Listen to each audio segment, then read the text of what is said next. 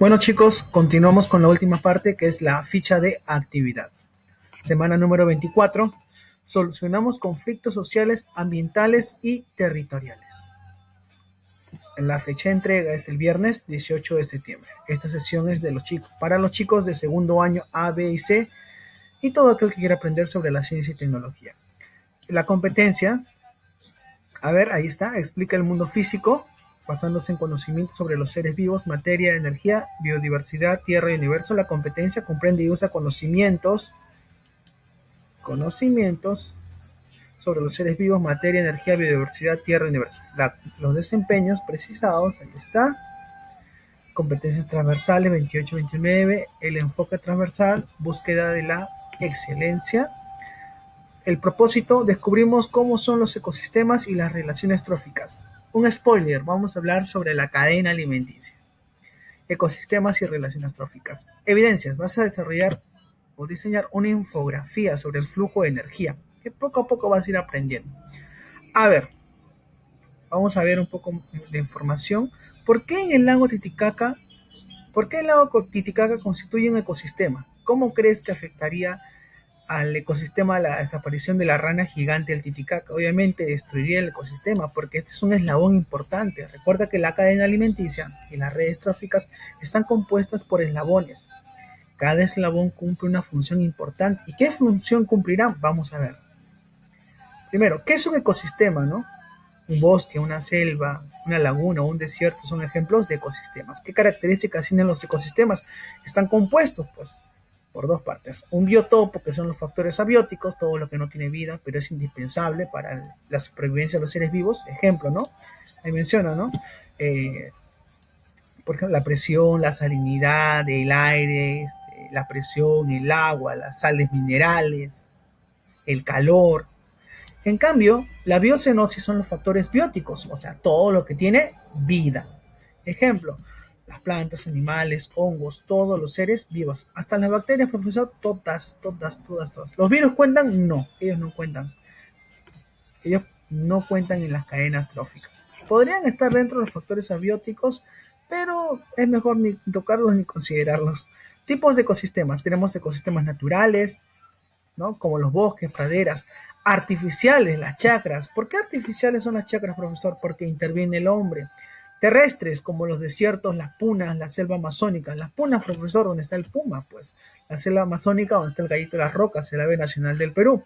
La corteza de un árbol caído, todo lo que esté en la corteza terrestre. Acuáticos, que pueden ser de agua dulce o agua salada. O, profesor, también puede ser la mezcla de ambos, llamados estuarios, mixtos o anfibios, ¿no? Es ejemplo, los estuarios, ¿no? Es el que se encuentra a la orilla de los mares, ríos, lagos y lagunas, donde hay una convergencia de agua dulce y agua salada, se le llama estuarios, son los ecosistemas de mayor biodiversidad. Acá vamos a responder, ¿no? ¿Cuáles son los factores abióticos necesarios para el mantenimiento del ecosistema? En la figura acá, ¿cuál será? El agua, profesor, la tierra, las rocas, las sales minerales.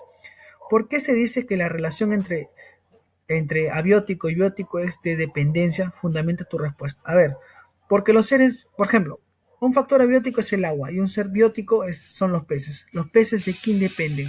Dependen del agua, pues. Profesor, un factor abiótico es el oxígeno, la presión, la temperatura.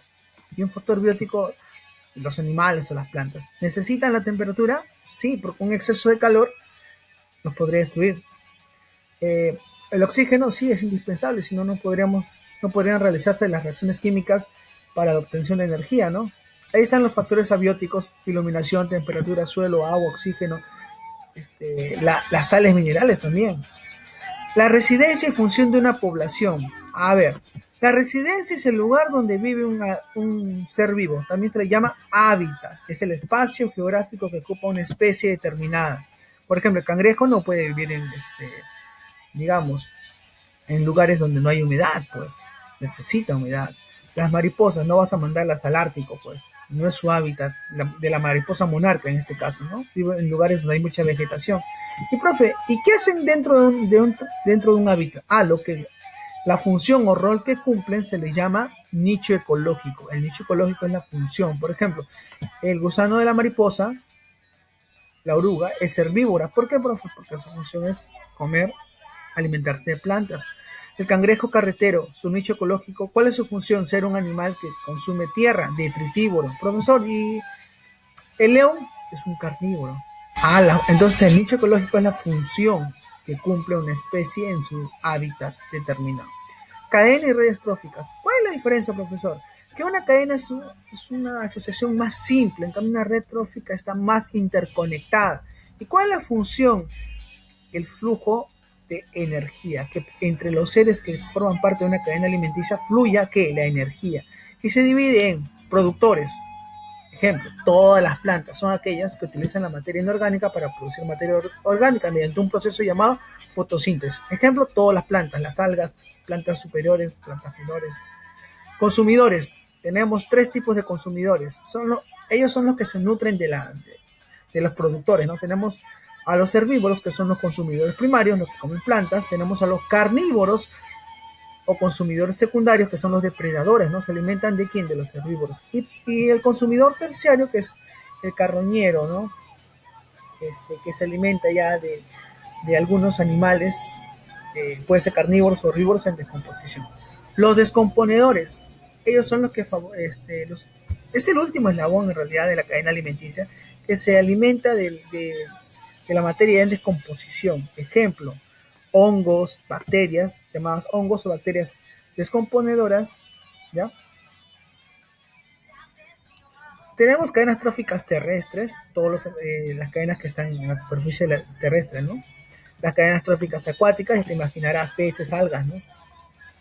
Ahí está un ejemplo de una cadena alimenticia. El consumidor, el productor es la planta, porque obtiene la energía procedente del sol mediante un proceso llamado fotosíntesis. Consumidor primario, que se alimenta de la plantita. Consumidor secundario y consumidor terciario, que se alimenta del sapito, ¿no? ¿Qué faltaría acá, profesor? Faltaría también los descomponedores. Pero las redes tróficas, si tú te das cuenta, están más interconectadas que una cadena alimenticia. Profesor, ¿qué pasa si en una cadena alimenticia saca un eslabón? La cadena se destruye.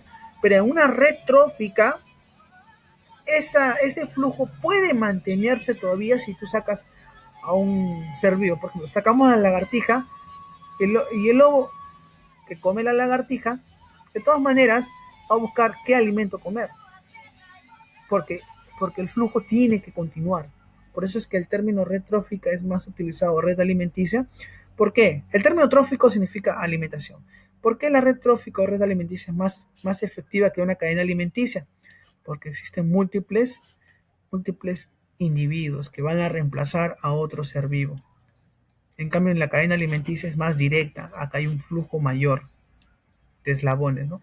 ¿Y qué fluye, profesor, en una cadena y en una red trófica? La energía. No te olvides, la energía proveniente de ¿dónde? Del sol.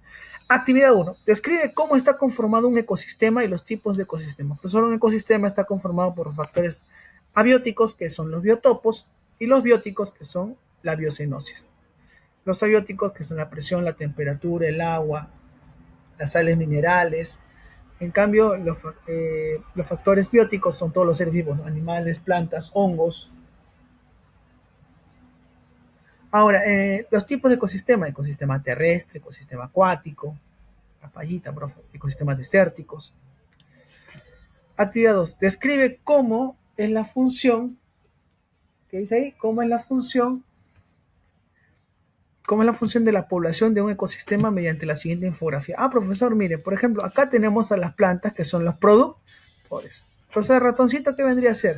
Vendría a ser el consumidor primario, consumidor secundario, consumidor terciario, en este caso. Entonces, pero yo que sé, para la serpiente es un consumidor terciario, pero en este caso está cumpliendo la labor de un consumidor secundario. Y el búho está haciendo la labor de un consumidor terciario, pero también podría ser un consumidor secundario, porque podría estar acá. Entonces ambos cumplen doble función, ¿no? Profesor, ¿y los hongos, las bacterias, qué son? Esos microorganismos son los descomponedores, los últimos eslabones de la cadena alimenticia. ¿Cuál es su función? Ponen ahí, ¿no? Descomponen la materia orgánica. ¿Cuál es la función de los productores? Son el primer eslabón y producen la energía. Actividad 3. Explica la función de las redes tróficas en un ecosistema. Permiten el flujo de energía mediante los eslabones, que son los productores, los consumidores y los descomponedores. Actividad 4. Responda a las siguientes preguntas. ¿Cuáles son los factores abióticos necesarios para el mantenimiento del ecosistema? Ya hablábamos de eso. Factores abióticos y factores bióticos. Y explicamos cada uno de ellos. ¿Por qué se dice que la relación entre abiótico y biótico es de dependencia? Obviamente, porque los seres vivos dependen del, del medio ambiente. Del medio ambiente depende el mantenimiento que le dan los seres vivos, de cómo dispersan las semillas, de cómo los animales cuidan su ecosistema. El hombre es el único que no cuida su hábitat, su nicho ecológico es destruir, creo. En fin, ¿qué consecuencias tendría en el ecosistema la eliminación de algunas cadenas tróficas? Obviamente el deterioro del medio ambiente, ¿no? ¿Cuál es la fuente de energía de los organismos productores? El sol. Efectivamente, el sol le da una gran cantidad de energía. Y acá lo demostramos. Describe cómo se realiza el flujo de energía dentro de los eslabones de un ecosistema. A ver, 10.000 J, prof, 10.000 Joule es la cantidad de energía que reciben ¿quiénes? Los productores. ¿De dónde? Del sol. Y si te das cuenta, la energía va disminuyendo exponencialmente, ¿no? Los consumidores primarios, ¿cuánto consumen? ¿Cuánto ingresa a su organismo? 1.000 joules. El consumidor secundario, solo 100 joules. Y el consumidor terciario, solo 10 joules. O sea que en una cadena trófica o una red trófica de un ecosistema, la energía aumenta o disminuye.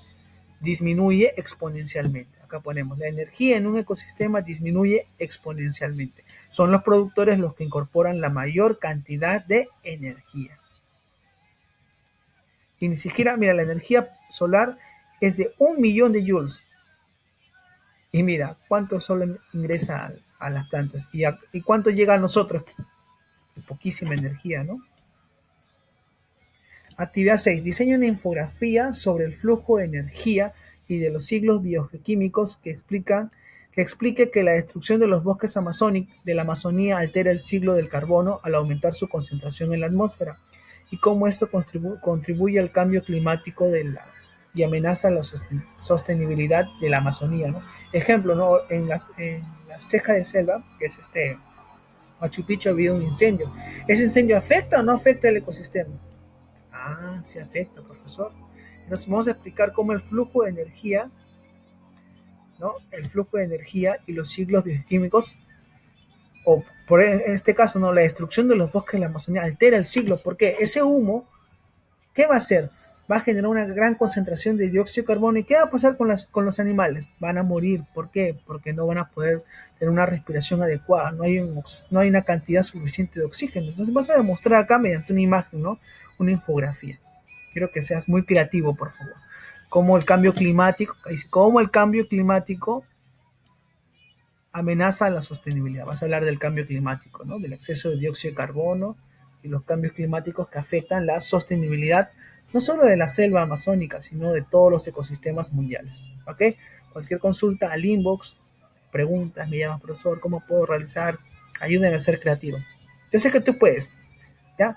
Puedes trabajar de manera con tus compañeros, consultando, puedes revisar páginas web, pero páginas web que tengan información adecuada.